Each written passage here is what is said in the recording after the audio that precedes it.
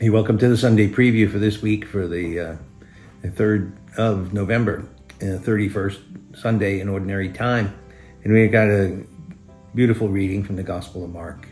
It says, one of the scribes came to Jesus and asked, "Which is the first of all the commandments?" And Jesus replied, "The first is this: Hear, O Israel, the Lord our God is Lord alone. You shall love the Lord your God with all your heart, all your soul, all your mind, and all your strength. The second is this: you shall love your neighbor as yourself. There is no other commandment greater than these." The scribe said to him, "Well said, teacher, you are right in saying, He is one, and there is no other than He. And to love Him with all your heart, all your understanding, all your strength, and to love your neighbor as yourself is worth more than all burnt offerings and sacrifices." And when Jesus saw that he answered with understanding, he said to him, "You are not far from the kingdom of God." And no one dared ask any more questions. So Jesus has an opportunity here to sum up the 10 commandments. As you know, probably the first 3 commandments have to do with our relations with God, and then the other 7 are relations with everybody else.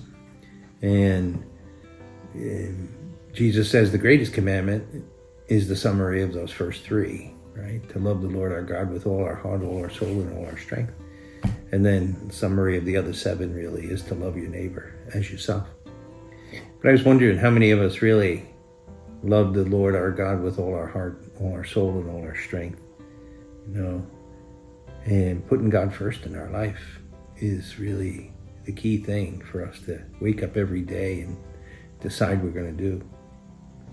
It's so elusive because we're wrapped up in so many other things, and sometimes we go through the day and we hardly give a thought to God, right?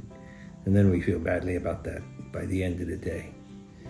That's why it's important for us to get up in the morning, and really the first thing we should do is say a prayer, at least a morning offering, where you offer to God all your works and all your thoughts, all your actions, all your choices, all your interactions with other people. Offer it to God first and ask Him for His grace, because we can't do the things of God without His supernatural power. That'll help us put God first, above all things.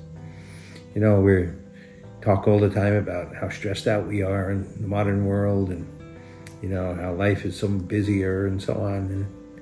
And it's because we let it become that, right?